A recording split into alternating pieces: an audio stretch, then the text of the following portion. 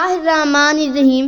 حضرت رفاع بن رفاع رضی اللہ تعالیٰ عنہ سے روایت فرماتے ہیں ہم ایک دن رسول اللہ صلی اللہ علیہ وآلہ وسلم کے پیچھے نماز پڑھ رہے تھے۔ جب آپ نے رکوع سے سر اٹھایا تو کہا سمیع اللہ لمن حمد۔ آپ کے مقتدیوں میں سے ایک آدمی نے ذرا بلند آواز سے کہا ربنا لک الحمد، اے ہمارے رب تیرے ہی لیے سب تعریفیں بہت زیادہ پاکیزہ بابرکت تعریفیں۔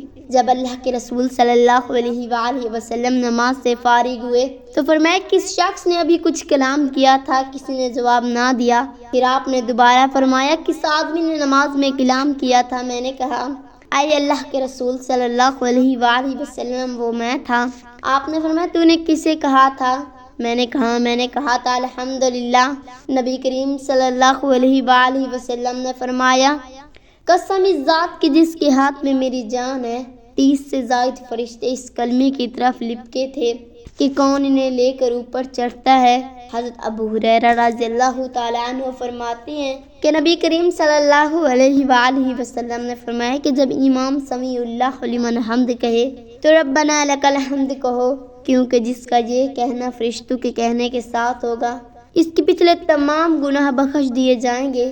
سیدنا ابو سعید خدری رضی اللہ تعالیٰ عنہ سے روایت ہے کہ رسول اللہ صلی اللہ علیہ وآلہ وسلم نے فرمایا کیا میں تمہاری رہنمائی اسے امور کی طرف کروں کہ اللہ جن کے ذریعے خطاؤں کو معاف کرتا ہے اور نیکیوں میں اضافہ کرتا ہے؟ انہوں نے کہا کیوں نہیں اے اللہ کے رسول صلی اللہ علیہ وآلہ وسلم۔ آپ صلی اللہ علیہ وآلہ وسلم نے فرمایا ناپسندیدہ گیوں کے باوجود مکمل وضو کرنا، ان مسجدوں کی طرف زیادہ قدم چل کر آنا اور نماز کی طرف دوسری نماز کا انتظار کرنا۔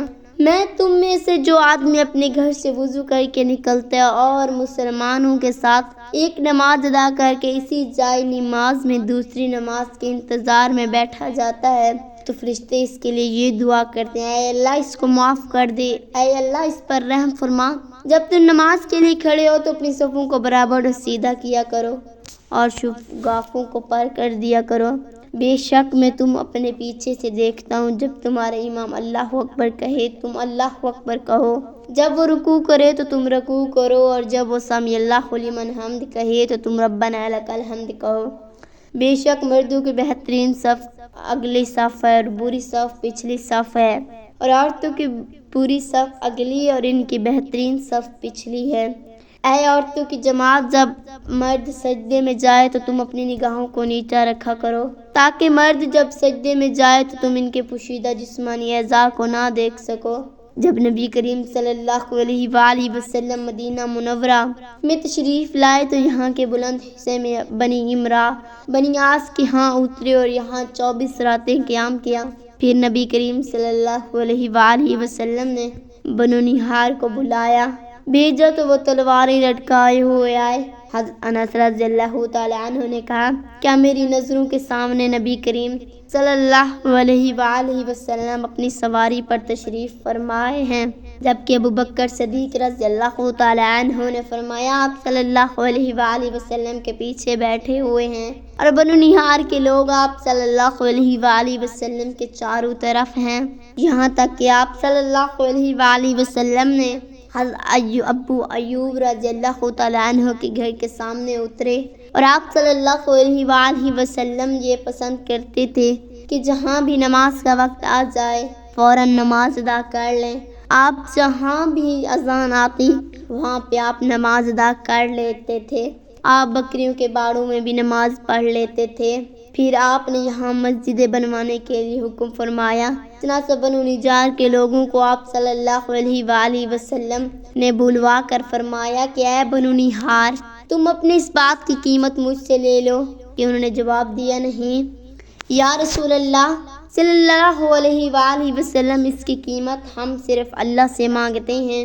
حضرت انس رضی اللہ تعالیٰ عنہ نے بیان کیا کہ جیسا کہ تمہیں بتا رہا تھا یہاں مشرکین کی قبریں تھیں، اس باغ میں ایک ویران جگہ تھی اور کچھ کھجور کے درخت بھی تھے، بس نبی کریم صلی اللہ علیہ وآلہ وسلم نے مشرکین کی قبروں کو کھڑوا دیا، ویرانہ کو صاف اور برابر کرایا اور درختوں کو کٹوا کر ان کی لکڑیوں کو مسجدوں کے قبلوں کی جانب بچھا دیا اور پتھروں کے ذریعے انہیں مضبوط بنا دیا۔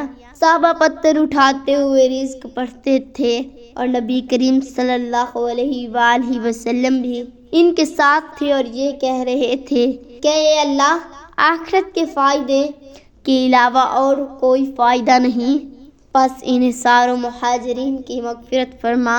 حضرت عبداللہ بن مسعود رضی اللہ تعالیٰ عنہما بیان کرتے ہیں، ایک دفعہ رسول اللہ صلی اللہ علیہ وآلہ وسلم کعبہ کے نزدیک نماز پڑھ رہے تھے اور ابو جہل اور اس کے ساتھی بھی وہیں بیٹھے ہوئے تھے، تو ان میں سے ایک نے کہا، دوسرے سے کہا، تم میں سے کوئی شخص ہے جو قبیلہ کی اونٹنی ذبح ہوئی ہے، اس کی اجری اٹھا لے اور لا کر جب حضرت محمد صلی اللہ علیہ وآلہ وسلم سجدے میں جائے تو ان کی پیٹھ پر رکھ دے۔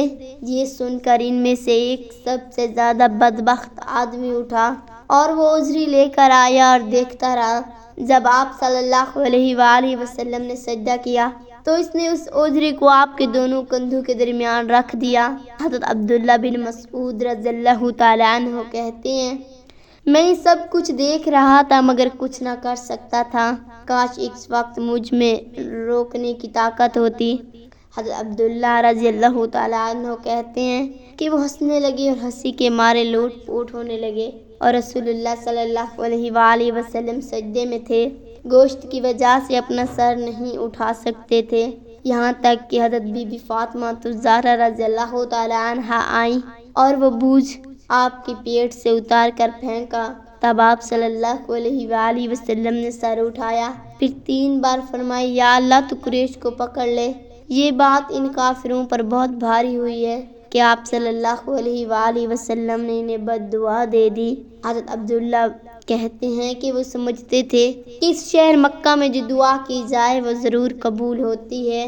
نبی کریم صلی اللہ علیہ وآلہ وسلم نے فرمایا، ان سب کا نام لے کر ان کے لیے بد دعا فرمائے، جن میں ابو جہل، عتبہ بن ربیع، شیبہ بن ربیع، ولید بن عتبہ، امیہ بن خلف اور عتبہ بن ابو معیط کو اور 7ویں آدمی کا نام بھی لیا جو مجھے یاد نہیں آ رہا، اس ذات کی قسم جس کے قبضے میں میری جان ہے۔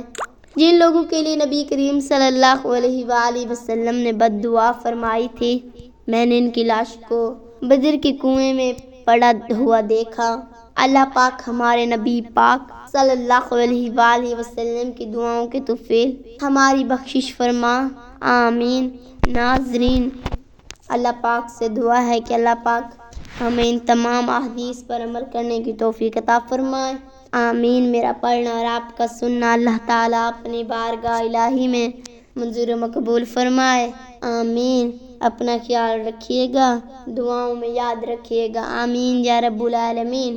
ناظرین، اللہ پاک تمام مرحومین کی مغفرت فرمائے، تمام بیماریوں کو شفا عطا فرمائے، تمام بے روزگاروں کو روزگار عطا فرمائے، حسد، بغض، کینہ اور بد نظری سے محفوظ رکھ، یا اللہ پاک اپنی نعمتوں پر شکر کرنے کی توفیق عطا فرما، آمین۔